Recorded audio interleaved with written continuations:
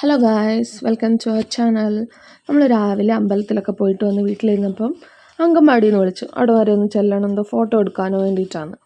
അങ്ങോട്ട് ഇറങ്ങിയപ്പോൾ അടുത്ത ആൾ വിളിക്കുന്നു, കൊറിയർ വന്നിട്ടുണ്ടെന്ന്. എന്നാൽ പിന്നെ കൊറിയർ മേടിച്ച് അതുവഴി അങ്കൻവാടി പോയിട്ട് വരാമെന്ന്. അച്ഛൻ ഞങ്ങളെ വണ്ടിയിൽ ഇരുത്തിയിട്ട് മേടിക്കാൻ പോയിട്ടുണ്ട്. തിരിച്ചിറങ്ങി വന്നപ്പം എന്തൊക്കെയോ വായിച്ചുകൊണ്ട് വരുന്നുണ്ട്. എന്താണോ എന്ത് എഡിനോറ എന്ന് പറഞ്ഞൊരു പേസ്റ്റാണ് കേട്ടോ. സെൻസിറ്റിവിറ്റി ഒക്കെ ഉള്ളവർക്ക് യൂസ് ചെയ്യാൻ വേണ്ടിയിട്ടാണ്. അതിൻ്റെ ടേസ്റ്റ് ഒരു പുളി വെള്ളം പോലെയൊക്കെ തോന്നിയിട്ട് എനിക്ക്. അവിടുന്ന് വണ്ടി തിരിച്ച് പോരാൻ നോക്കിയപ്പോൾ അടുത്ത ആൾ വന്ന് ബ്ലോക്ക്. ഞങ്ങളുടെ വണ്ടിയുടെ ഫ്രണ്ട്. ഞങ്ങളിപ്പോൾ ഇത് എതിലെയാണ് പോകുന്നത്? ബസ്സിൽ കൂടെ കയറി പോകേണ്ടി വരുമോ എന്തോ. വഴി മാറടാ മുണ്ടക്കൽ ശേഖര എന്നൊക്കെ പറഞ്ഞു നോക്കി.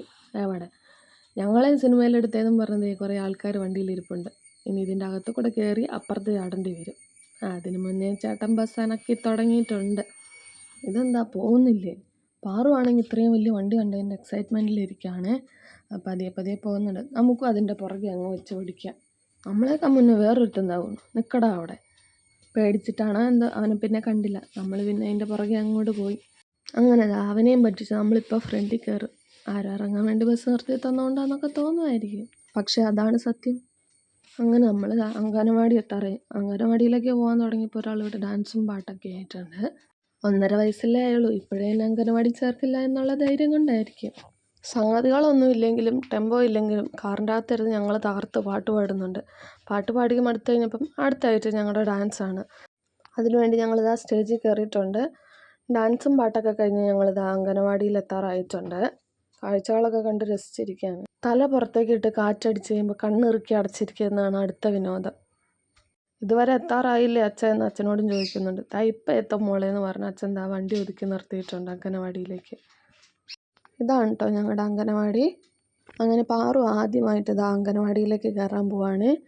അവിടെ 3-4 കുഞ്ഞു ചേച്ചിമാരും ഒരു കുഞ്ഞു ചേട്ടായി ഉണ്ടായിരുന്നുള്ളേ. ഹിറ്റ്ലർ മാധവൻകുട്ടീനെ പോലെ ഒരു ചേട്ടായി മാത്രം. പിന്നെ അവിടെ കണ്ട സ്ലേറ്റും ബോളും ബുക്കും ഒക്കെ എടുത്ത് ഞങ്ങൾ കളിയായി. ടീച്ചറിനോട് എന്തൊക്കെയോ പറയുന്നുണ്ട്. കുറച്ച് നാൾ കഴിയുമ്പോൾ വരാനുള്ള അങ്കനവാടിയല്ലേ, അതിനെപ്പറ്റി ചർച്ച ചെയ്തതായിരിക്കും. അത് കഴിഞ്ഞ് നമ്മുടെ കുഞ്ഞിച്ചക്കൻ വിദ്യാഭ്യാസ മന്ത്രിയോട് പറഞ്ഞ് മേടിച്ച ബിർണാണി ഉണ്ടായിരുന്നു. അത് എല്ലാവരുടെയും കൂടി ഇരുന്ന് അവിടെ ഇരുന്ന് കഴിച്ച് ചേട്ടായിയോടും ചേച്ചിമാരോടൊക്കെ വിശേഷമൊക്കെ പറഞ്ഞ് കസേര കളിയൊക്കെ നടത്തിയാണ് ഞങ്ങൾ ബിർണാണി കഴിച്ചത്. വയറിച്ചിരി നിറഞ്ഞു കഴിഞ്ഞപ്പോഴത്തേനും പിന്നെ ചേച്ചിമാരെയും ചേട്ടനെയും കഴിപ്പിക്കാനുള്ള ധൃതിയായി. അവരുടെ കൂടെ പോയിരുന്ന് അവരോട് വർത്തമാനം പറഞ്ഞ് കളിച്ചും ചിരിച്ചും പിന്നെ ടീച്ചറോടും അവിടെയുള്ള അമ്പിളി ചേച്ചിയോടൊക്കെ വർത്തമാനം പറഞ്ഞ ആൾ അതിൽ നടപ്പുണ്ട്.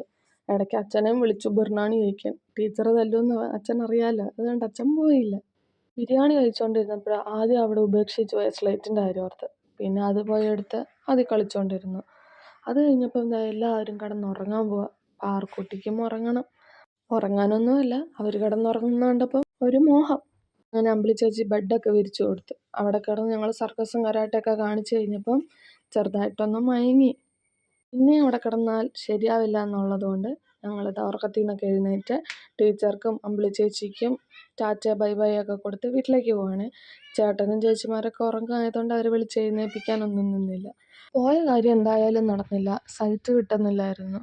പിന്നെ പാറക്കുട്ടിക്കൊരു സന്തോഷമായില്ലേ, ഇനിയും വരാനുള്ളതല്ലേ. അങ്ങനെ അമൃതം പൊടിയും മേടിച്ച് ടാറ്റയൊക്കെ കൊടുത്ത് ഞങ്ങളിതാ വീട്ടിലേക്ക് പോകുന്നു. പോരുന്ന വഴി ഒരു കുഞ്ഞു വെള്ളച്ചാട്ടമുണ്ട്.